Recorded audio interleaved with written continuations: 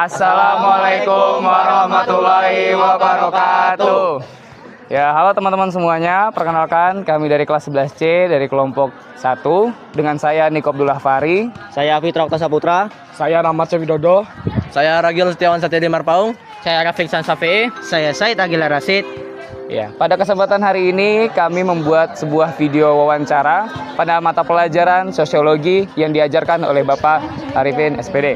Jadi, pada kesempatan hari ini kami mencari dan mewawancara beberapa orang ya. Di sini kita wawancara guru yang terkait dengan kelompok sosial yang ada di lingkungan SMA Negeri 3 Pangkalan Bun. Ya, semoga kalian terhibur dan enjoy dengan videonya.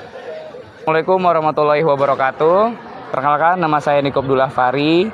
Pada hari ini saya berkesempatan untuk mewawancarai salah satu guru SMA Negeri 3 Pangkalan Bun, yaitu dengan Bapak siapa, Pak? Pak Gali Sakti Priambodo atau Pak Gali. Ya, baik. Jadi pada perbincangan atau wawancara hari ini kita akan membahas mengenai suatu kelompok sosial yang disebut PGRI ya, Pak ya?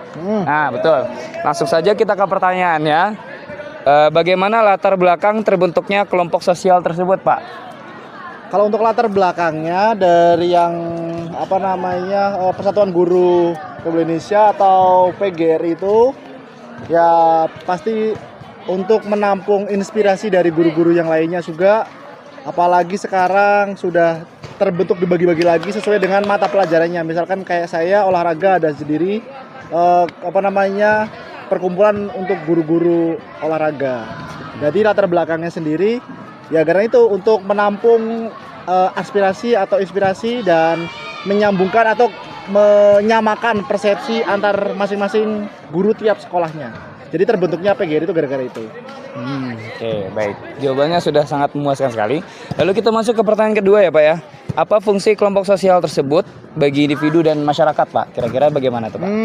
Kalau untuk individu secara umum sih pasti yang pertama pasti pengalamannya ada, terus menambah saudara juga ya. Terus kalau kegiatan-kegiatan misalkan HUT PGRI yaitu untuk saling ketemu lah antar sekolahan biar saling mengenal guru-guru yang lain, antara guru yang lama dan guru generasi yang baru ini gitu. Itu tadi sudah dudunya, Pak ya? Ya. Baik. Dan pertanyaan terakhir, Pak, bagaimana tahap perkembangan kelompok sosial tersebut? Perkembangannya gitu, Pak, apakah pernah terjadi konflik begitu, Pak? Terus juga kalau memang pernah terjadi konflik, bagaimana cara penyelesaiannya? Lalu juga apakah untuk kelompok sosial tersebut masih ada sampai sekarang, masih berlanjut dan masih sukses gitu, Pak? Oh iya. Untuk masalah konflik sih saya rasa belum pernah ada. Kalau hal-hal yang seperti itu mungkin hal-hal yang miskomunikasi misalkan terkait jadwal yang tidak sesuai, terus mungkin miskom terkait materi yang kita ajarkan berbeda dengan sekolah lain, itu pasti wajar-wajar aja. Tapi cara penanganannya ya dengan adanya itu kita kumpul untuk menyamakan persepsi tersebut. Jadi sampai sekarang ya masih jalan terus saja, masih bagus lah komunikasi kita. Jadi sampai sekarang masih kelompok sosial tersebut atau tadi yang namanya PGRI itu masih aman berjalan ya, Pak ya? Oke, masih aja. Oke. Itu adalah pertanyaan yang sudah kita siapkan untuk Bapak Gali ya tadi, Pak ya, untuk mengenai kelompok sosial yang bisa dinamakan PGRI. Terima kasih banyak Bapak Gali telah mau bekerja sama dengan kami. Saya selalu. Terima kasih juga dengan tim yang ada di belakang layar sudah mau membantu. Sampai jumpa kembali dengan saya dan rekan-rekan. Sampai jumpa di video selanjutnya. Terima kasih.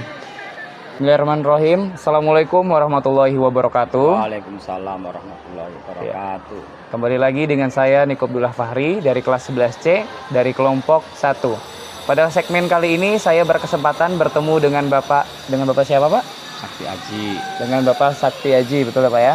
Nah, di sini Bapak Sakti Aji sebagai guru SMA Negeri 3 Pangkalan Bun ya, Pak? Nah, betul. Jadi pertanyaan saya pertama ini, Pak, apakah Bapak ada tergabung dalam suatu kelompok sosial gitu, Pak, di masyarakat atau mungkin di lingkungan sekolah, Pak? Ya, kalau di masyarakat ya yang sebagai warga RT ya, kalau ada lagi juga ikut kelompok pengajian. Kalau di sekolah ya ada perkumpulan khusus MGMP namanya, musyawarah guru mata pelajaran. Tapi yang kalau di masyarakat ya kelompok pengajian. Oke. Sepertinya ini yang paling menarik untuk dibahas adalah bagian pengajian ya Pak ya. Karena sebelumnya kami sempat membahas dengan Pak Gali yaitu tentang PGRI. Berarti kayaknya lebih cocok nih sekarang kita bahas ke segmen pengajian teman-teman. Nah, jadi pertanyaannya ini Pak, apakah pernah terjadi suatu, mohon maaf Pak, untuk kelompok sosialnya atau ini kita sebut pengajiannya aja. Pengajiannya ini kira-kira terbentuknya itu gimana Pak ya? Kapan atau karena apa? Bagaimana Pak? Ya, terima kasih Mas. Kalau kelompok pengajian ini sudah lama ya, kurang lebih sudah berjalan 10 tahun sudah ada. 10 Ya, tahun Pak ya, iya, lumayan sudah. lama juga. Lumayan lama dan alhamdulillah istiqomah. Alhamdulillah. Latar belakangnya karena kita ini kan juga perlu, di samping kita harus selalu mencari ilmu agama, kan belajar itu nggak ada batas waktunya kan. Bisa di mana aja Pak ya? Ya bisa di mana saja dan kapan saja, dan harus selalu belajar, karena hakikatnya bahwa kita hidup itu harus selalu belajar seumur hidup begitu ya. Betul Pak. Nah, terus kemudian di samping itu juga sebagai kita umat beragama ya, salah satunya untuk meningkatkan iman takwa kita supaya ketaatan kita kepada Allah itu didasari dengan ilmu. Jadi tidak hanya anak dasarnya amal itu harus dengan ilmu, maka kita harus menuntut ilmu lah, latar belakangnya itu. Karena kan kita kan dari komunitas ini kan latar belakangnya beda-beda, tidak semua berbasis guru agama kan, tidak semua berbasis lulus dari pesantren. Kalau seperti saya kuliahnya di Universitas Negeri, SMA-nya negeri, jadi ilmu keagamaannya sebatas yang dipelajari di sekolah aja waktu itu. Maka harus selalu mengupdate untuk belajar ilmu agama. Jadi Itu latar belakangnya itu. Jadi perlu dikembangkan gitu ya Pak ya, waktu itu ya. Oke, Ya. baik Pak. Untuk pertanyaan selanjutnya itu Pak, bagaimana perkembangannya? Apakah pernah terjadi konflik? Lalu juga kalau misalnya pernah terjadi permasalahan, bagaimana cara menyelesaikannya? Lalu juga untuk sekarang bagaimana Pak kondisi dari kelompok sosial atau dari pengajian itu gimana sekarang Pak?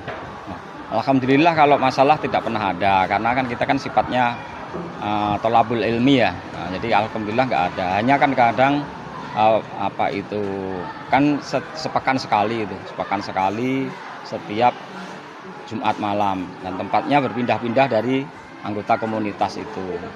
Yang dibahas pun materinya juga selalu diupdate kan, termasuk masalah sholat dan sebagainya, masalah sosial, masalah politik pun kadang-kadang juga kita bahas dalam pengajian, dalam arti yang positif kan. Nah, kalau masalah yang urgen, yang dengan sampai istilahnya konflik enggak pernah ada alhamdulillah, karena paling-paling ya hanya mungkin ada peserta yang tidak bisa hadir karena uzur ya, karena alasan kesehatan misalnya seperti itu. Jadi kan kami ini meskipun tidak bisa hadir juga ada izinnya, artinya izin ke murabbinya, ke ustadznya, artinya kita nggak bisa hadir karena ada keperluan apa begitu. Jadi selama ini masalahnya hanya itu aja, masalah kehadiran aja. Terus juga untuk pertanyaan terakhir Pak, sekiranya bagaimana ya untuk kelompok sosial atau pengajian ini mempunyai fungsi atau manfaat pada masyarakat maupun pada individu tuh kira-kira apa ya Pak ya? Alhamdulillah manfaatnya besar sekali. Kalau saya secara individu terus terang saja merasa banyak sekali, karena kita dulu mohon maaf ya, sebelum bergabung di komunitas ini kan kadang-kadang ibadah kita itu kan kurang ini ya. Ya misalnya masalah sholat misalnya itu kan masih suka mengulur-ulur waktu misalnya kan gitu, masih menunda-nunda. Tapi alhamdulillah beriringnya waktu, semakin kita sering mengikuti kajian, semakin kita paham, semakin alhamdulillah hidayah itu kan hakikatnya harus kita jemput, tidak mungkin datang sendiri. Alhamdulillah kita diberi kekuatan istiqomah untuk mengamalkan ketaatan kita kepada Allah Subhanahu wa taala. Jadi kalau menurut saya amalan-amalannya meningkat lah, dari sholat 5 waktu misalnya yang dulu suka molor-molor, sekarang di awal waktu berjamaah, kemudian tambah amalan-amalan sunnah, tilawah Al-Quran, dan efeknya kalau kita pengennya itu di masyarakat terbentuk komunitas-komunitas seperti itu. sehingga secara tidak langsung dan pasti akan mengurangi masalah sosial. Karena kalau orang sudah ikut kajian, dia paham dengan agama, dia akan menjaga hidupnya itu akan hati-hati. Misalnya kalau orang takwa, takwanya meningkat itu hidupnya pasti hati-hati. Mana haram, mana halal, mana yang subhat itu dipikirkan betul. Baik, itu sudah sangat bagus sekali jawaban dari Bapak Haji tadi ya Pak ya. Terima kasih banyak Bapak Haji sudah mau meluangkan waktunya untuk kami dan tim yang ada di belakang kamera juga. Terima kasih juga untuk teman-teman yang sudah mau menonton, juga teman-teman yang sudah berjaga di belakang layar, sudah siap standby selalu. Terima kasih banyak. Ya, terima kasih Bapak sekali lagi dan sehat selalu ya Pak ya. Baik Pak. Ya, baik. Itulah dari saya dan Pak Haji kembali ke studio. Terima kasih. Baik, itulah dari video yang dapat kami berikan ataupun hal-hal yang dapat kami berikan pada video kali ini. Terima kasih teman-teman sudah mau menonton dan sudah mau menyimak video ini. Sampai ketemu lagi di video selanjutnya. Wassalamualaikum warahmatullahi wabarakatuh.